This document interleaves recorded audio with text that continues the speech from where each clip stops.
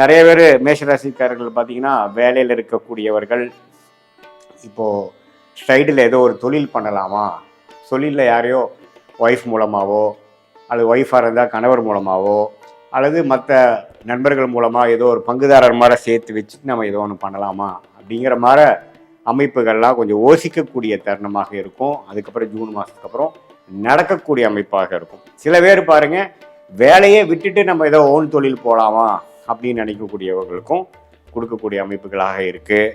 அல்லது இருக்கக்கூடிய வேலை இருக்கக்கூடிய தொழிலையே இன்னும் பிரசித்தமாகி இன்னும் கொஞ்சம் ப்ரமோஷன் ஆகி இன்னும் கொஞ்சம் ஸ்டேட்டஸும் விஷயங்களும் அதிகமாக ஆகிற மாதிரி அமைப்புகளும் இருக்குது. எப்போவுமே 10ஆம் இடத்தை உச்சகுரு பார்ப்பது இது மாதிரி நல்ல விஷயத்தை கொடுக்கக்கூடிய ஒரு அமைப்பு வந்து மேஷராசிக்காரர்களுக்கு கண்டிப்பாக உண்டு. அதே மாதிரி ராசி அதிபதியாகிய செவ்வாய் ராசியின்குள்ளேயே இருக்கிறார் ஜூன் மாதம் முழுவதும். 22 ஜூனோட கடைசி மாதத்தில் தான் பார்த்தீங்கன்னா 2ஆம் இடத்துக்கு மாறுறார். ஸோ ராசநாதன் ராசியிலேயே இருக்கிறது ஒரு நல்ல பலம் தான். நாம் என்ன பண்ண போகிறோம், நமக்கு என்ன செய்ய போகிறோம் அப்படிங்கிற உத்வேகத்தை கொடுக்கக்கூடிய ஒரு ஃபோக்கஸை கொடுக்கக்கூடிய ஒரு அமைப்பு தான் செவ்வாயின் சஞ்சாரம். மேஷத்திலேயே பெரும்பாலான நாட்கள் ஜூன் மாதம் இருக்கிறது கொடுக்குதுங்க. அதே சமயத்தில் சில கோபதாபங்கள் வரலாம். ஏன்னா செவ்வாய்ங்கிற கோபகாரகன் ஆகிய ஒரு ரெட் ஹாட் பிளானட் ராசிக்குள்ளேயே இருந்து எந்த ஒரு சுப பார்வை பெறாமல் இருக்கிறார்.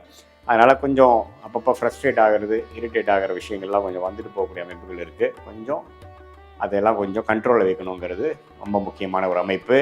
அதே மாதிரி சுக்கிரன், அதே மாதிரி புதன், இது எல்லாமே 3ஆம் இடத்திலே நீடித்திருந்து மாதத்தின் செகண்ட் ஹாஃப்க்கு அப்புறம் தான் சூரியன், சுக்கிரன், புதன் எல்லாரும் வாருங்க ஒரு ஜூன் மிடில் உங்களுக்கு வந்து மாறுறாங்க. ஸோ என்ன மாறுறாங்க, 3ஆம் இடத்துக்கு சூரியனும்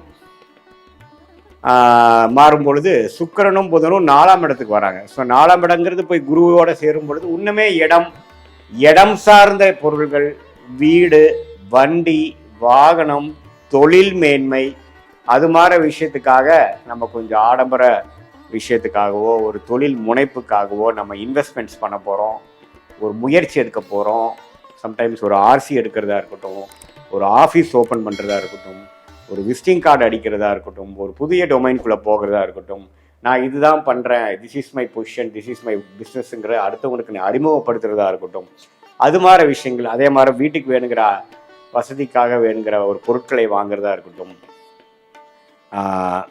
வண்டி வாகனத்தை அப்கிரேட் பண்ணுறதா இருக்கட்டும், சின்ன வண்டியை கொடுத்து பெரிய வண்டி வாங்குறது, அது மாதிரி சில விஷயங்கள் எல்லாம் ஒரு ஆரம்பகட்ட ஒரு அற்புதமான ஒரு மனநிலை, அதுக்கு தகுந்த மாதிரி இன்வெஸ்ட்மெண்ட், அதுக்கு தகுந்த மாதிரி பொருள் வரவு, இது எல்லாத்தையுமே கொடுக்கக்கூடிய ஒரு அற்புதமான மாதமாக மேஷராசிக்கு இந்த ஜூன் மாதம் 2026 வந்து பிற்காலத்தில் வரக்கூடிய அந்த குரு பெயர்ச்சி பலன்களோட அடுத்தடுத்து வரக்கூடிய பலன்களுக்கு ஒரு ஃபவுண்டேஷனாக, ஒரு அடிப்படை அமைப்பை கொடுக்கக்கூடிய அமைப்பாக மேஷராசிக்காரர்களுக்கு இந்த கடகத்தில் உச்சம் பெறக்கூடிய குரு கொடுக்குறார். அவரோட சேரும் சுக்கிரன், அவரோட சேரும் புதன், இது எல்லாமே நல்ல அமைப்பை கொடுக்குறாங்க.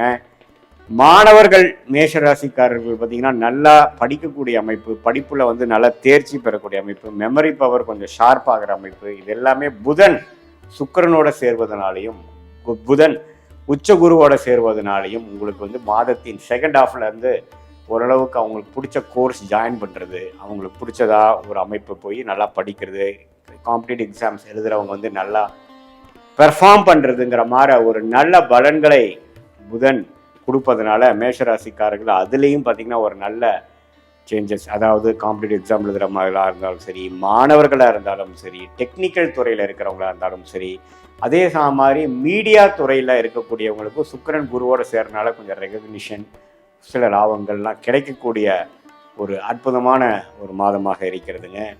ஸோ சூரியனோட சஞ்சாரம், செவ்வாய், சுக்கிரன் எல்லாமே ஓரளவுக்கு நல்லா இருக்கிறனால இதுவரை கடந்த 2025 மனசுக்குள்ளே போட்டு எதை நாம் வந்து யோசித்து கொண்டிருந்தோமோ அதை வந்து செயல்படுத்தக்கூடிய ஒரு மாதமாக, அதாவது தொழிலதிபர்களாக இருந்தாலும் சரி, நடுத்தர வயதினராக இருந்தாலும் சரி, இல்லத்தரசிகளாக இருந்தாலும் சரி, மாணவர்களாக இருந்தாலும் சரி, சீனியர் சிட்டிசன்ஸாக இருந்தாலும் சரி, ஏதோ ஒரு விஷயங்கள் நமக்கு ஏற்றதான நமக்கு பிடித்த ஒரு விஷயங்கள், வேலை, தொழில், என்ன நம்மளுடைய இன்ட்ரெஸ்ட் இருக்கோ அதில் நம்ம வந்து கொஞ்சம் ப்ராக்டிஸ் பண்ணுற மாதிரி சில செயல்பாடுகளை இறங்கி முயற்சி எடுத்து இது நான் செய்ய போகிறேன் அப்படிங்கிற ஒரு விஷயத்தை கொடுக்கக்கூடிய ஒரு passion for work, passion for business, passion for consulting, passion for some contribution to earn a name, fame, money for one self.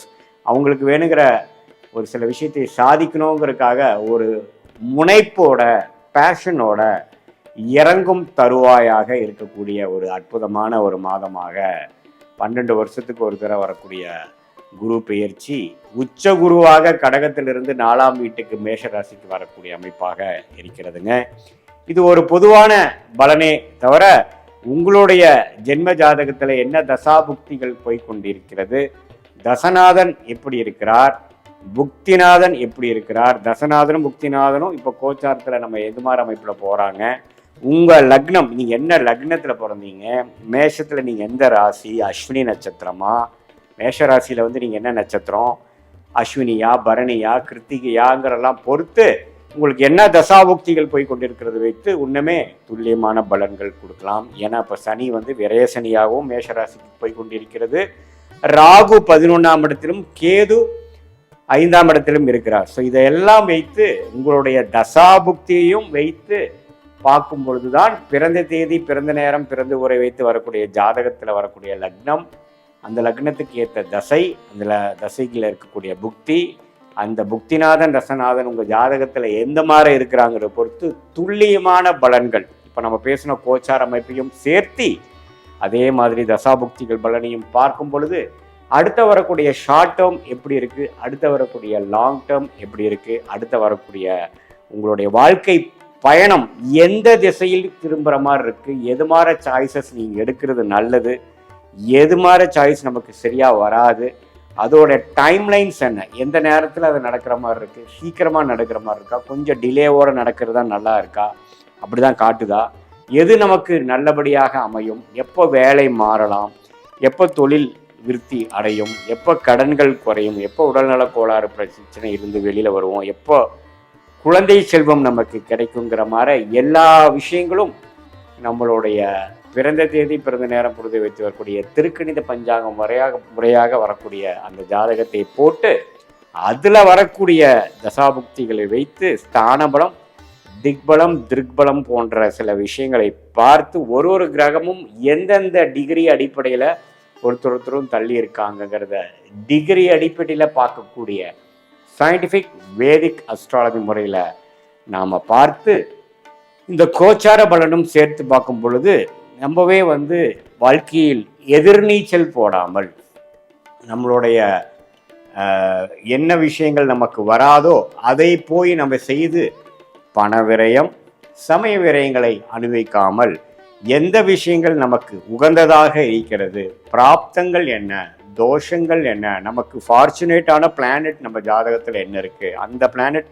எது மாற துறையில் நமக்கு முன்னேற்றத்தை கொடுக்கும், எது மாற டைமில் வரும், நமக்கு வேலையா தொழிலா அப்படிங்கிற போன்ற பல விஷயங்கள் வந்து நம்மளுடைய ஜென்ம ஜாதகத்தையும் சேர்த்து வைத்து இந்த மேஷராசிக்கு வரக்கூடிய குரு பெயர்ச்சி, செவ்வாய், சுக்கிரன், புதன் எல்லா பெயர்ச்சிகளும் சேர்த்து வைத்து பார்க்கும் பொழுது சயின்டிஃபிக் வேதிக் அஸ்ட்ராலஜி முறையில் நாம் முறைப்படி நம்ம பார்த்து அதுக்கு வேணுங்கிற நம்ம கிளாரிட்டியை எடுக்கும் பொழுது வாழ்க்கையில் சரியான நேரத்தில் சரியான முடிவுகளை எடுத்து வாழ்க்கையில் எளிதில் வெற்றி பெற முடியும் என்று சொல்ல விரும்புகிறேன்.